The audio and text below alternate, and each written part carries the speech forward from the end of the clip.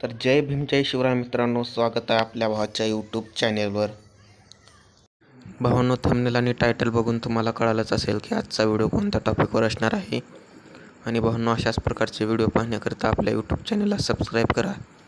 आणि भावांनो, झिप फाईलला कुठल्याही प्रकारचा पासवर्ड दिलेला नाही, त्यासाठी आपल्या चॅनलला नक्की सबस्क्राईब करा. आणि आपल्या टेलिग्राम चॅनललासुद्धा जॉईन व्हा.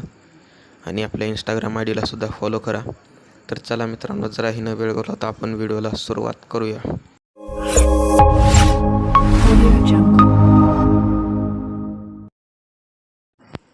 तर भावांनो, आता आपण आपल्या मोबाईलच्या स्क्रीनवर आलेलो आहे, बघू शकता तुम्ही. तर आपल्याला पिक्सल लॅब ॲप्लिकेशन ओपन करायचे आहे. बघू शकता, ओपन करा. केल्यानंतर असा इंटरफेस येईल, बघू शकता तुम्ही. तर आपण कॅन्सलवर टॅप करा. कॅन्सलवर टॅप केल्यानंतर इथं 3 डॉट दिसतील, त्यावर एकदा टॅप करा.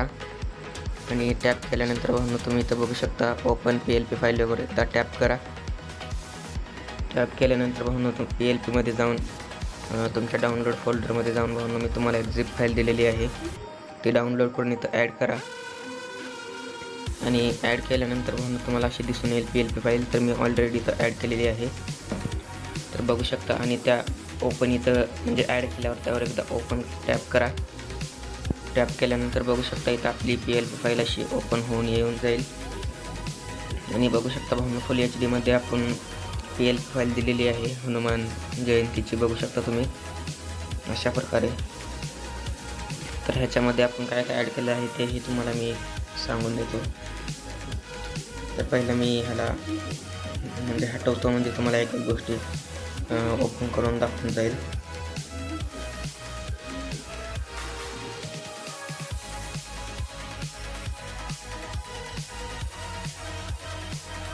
तर बघू शकता भावांनो, आपण एक असं बॅकग्राऊंड दिलेलं आहे, फुल HD मध्ये बॅकग्राऊंड आहे. आणि तुम्हाला हलके टेक्स्ट दिसत असेल इथं हनुमान जयंती म्हणून असे, तर ते सुद्धा आपण इथं लावलेले आहेत.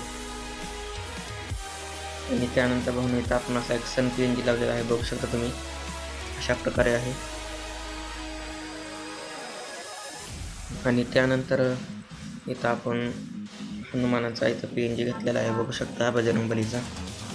आणि फुल HD PNG आहे भावांनो, सगळे इफेक्ट वगैरे मारलेले आहेत PNGला, बघू शकता तुम्ही.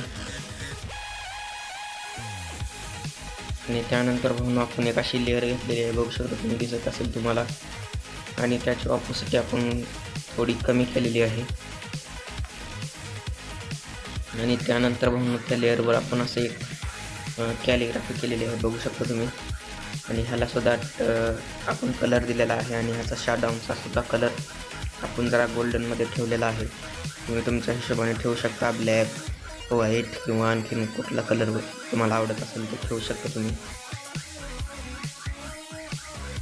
आणि त्यानंतर भावांनो, इथं आपण अशी एक लेअर घेतलेली आहे, बघू शकता. 2 लेअर घेतलेले आहेत, मला दाखवून देतो मी. बघू शकता अशा प्रकारे आपली लेअर आहेत, इथे एक आहे आणि इथे एक आहे.